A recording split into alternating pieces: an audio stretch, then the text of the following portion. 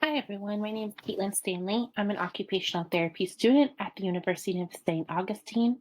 And today I am going to be describing and doing a quick webinar with you guys to better explain my guidebook I created for teachers on sensory processing and sensory integration.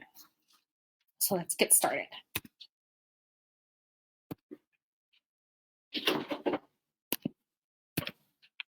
This is the table of contents. So quickly, we're just going to be going over the introduction to sensory processing and sensory integration. I'm going to give you a quick synopsis of what it is, and then I'm going to go into detail on how you can help students regulate in the classroom. And then I'm going to give you an introduction to occupational therapy, just a quick understanding of what we do within the school system. And then section 3 is going to be additional resources for the teachers on sensory processing. It's going to be YouTube videos and links to websites to better understand it and additional information on it.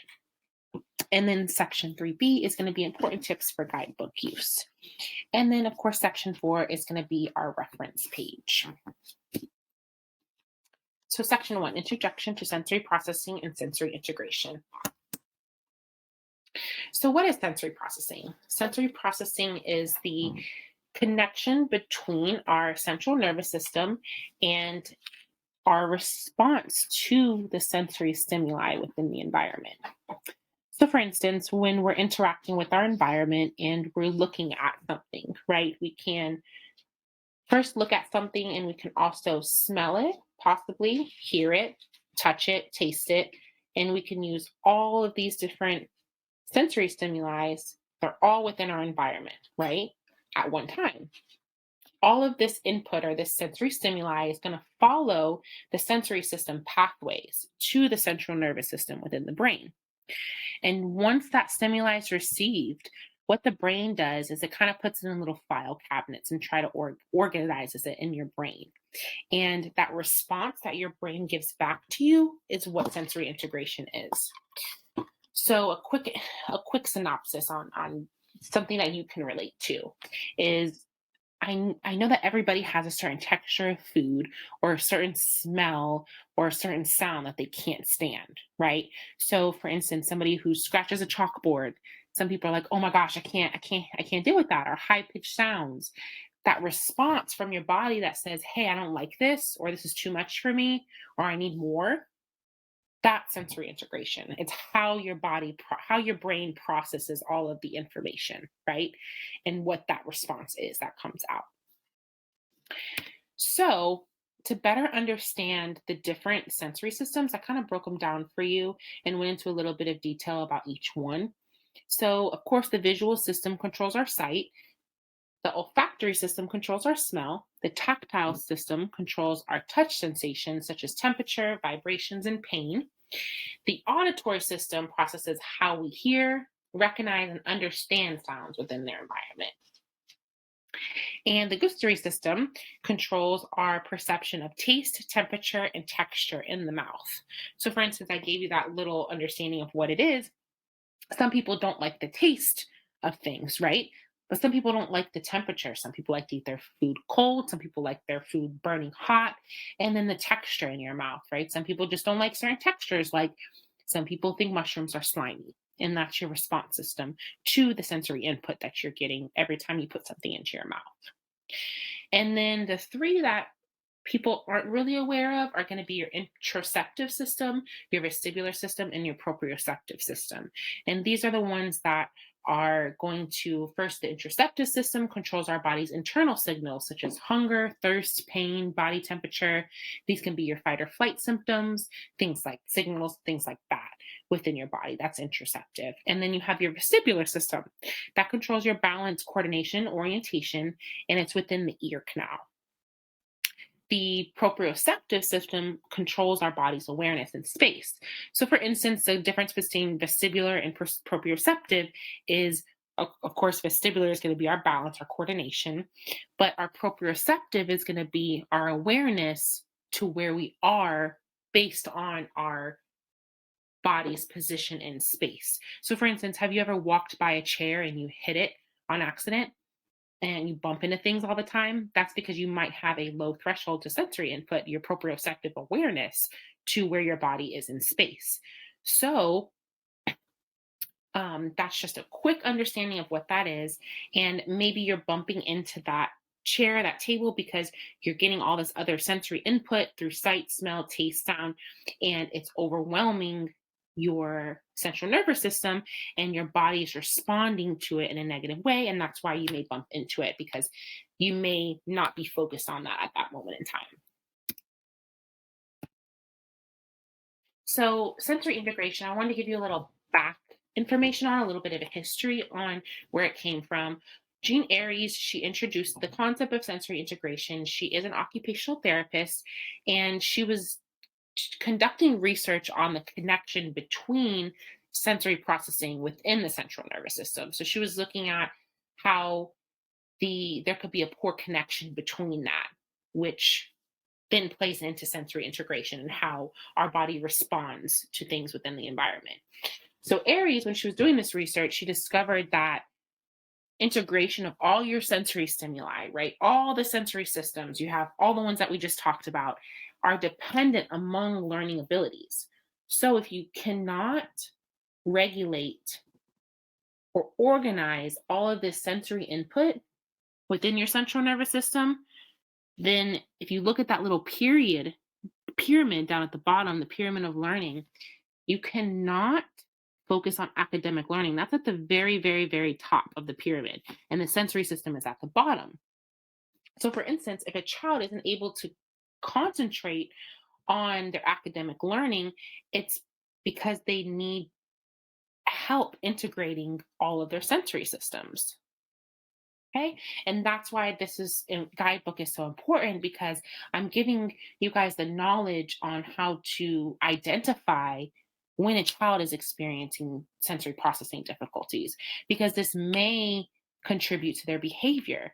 If you're overwhelmed and you have a lot of sensory input that you can't regulate within your central nervous system, you're going to act out. And again, if you look up at the top, behavior is within cognition and intellect. It is affecting their behavior because they're not able to integrate those simple sensory systems at the bottom of the pyramid. So this section is going to break down a step by step. It's 4 steps on how you guys can help your students regulate in the classroom. And of course, first is to identify if a child is experiencing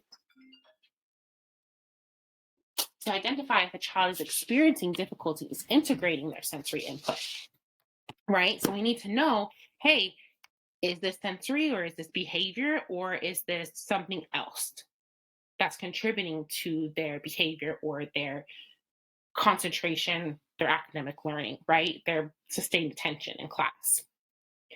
Next step is to provide the students with accommodations and strategies, which I have provided to you guys. And then step 3 is to identify if the strategy or accommodation provided a positive result. Last step is to contact students' parents or caregivers and recommend additional support if needed, right? So let's go to step 1.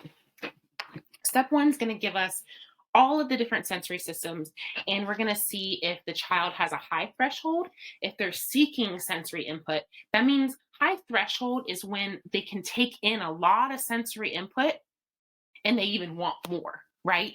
So, for instance, if a child has tactile high threshold, or they're seeking a lot of tactile input, you're going to see that these kids are going to be touching a lot of things, right? They're going to be touching their students. They're going to always want to touch on things, and they're not going to recognize if maybe their skin's dirty or sticky, or there's sticky stuff all over their face, or there's a booger hanging out of their nose. They're not going to know because they have that high threshold.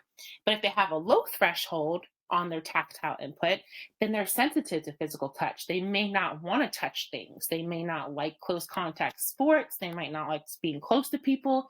They might not like being touched at all. They don't like hugs. They don't like certain things touching them. They don't like certain feelings of clothing, so on and so forth.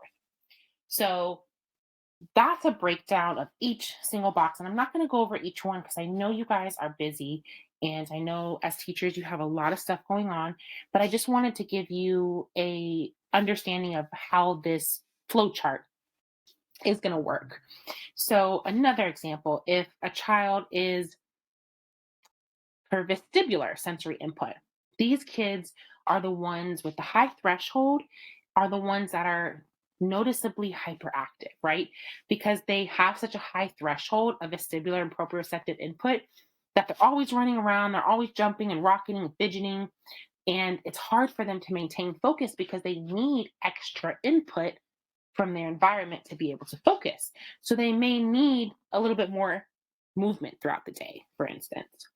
And then on the low threshold of the vestibular, these kids may be sensitive to movement.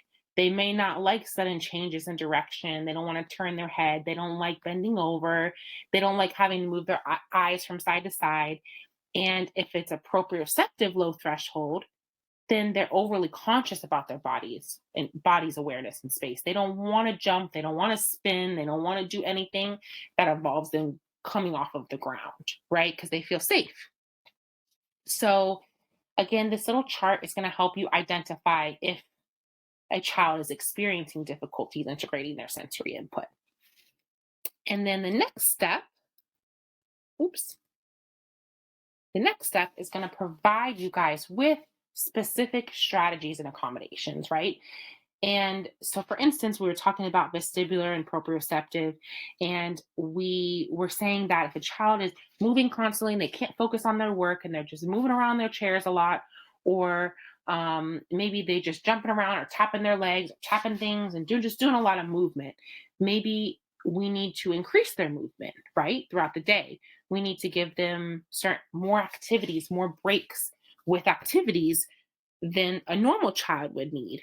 Or maybe you can give them alternate seating, right? They can do standing, they can do a balance ball chair, active motion stool, chair bands, scoop chairs, foot fidgets, wobble cushions, floor rockers. There's literally unlimited lists of accommodations that are alternative seatings. And this is not something that's specialized because it's just something that you're sitting on.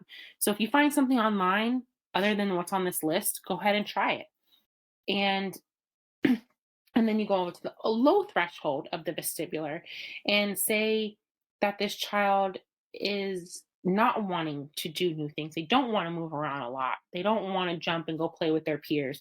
Maybe motivating them in a new way, doing it slow, promoting them, allowing them to do things on their own, but giving them the confidence to do it. Things like that. So this chart's going to give you your strategies and accommodations. And again, I don't want to go into detail about each one because I'll keep you here all day. So step 3, identify if the strategy or accommodation provided a positive result. This is kind of self-explanatory, right?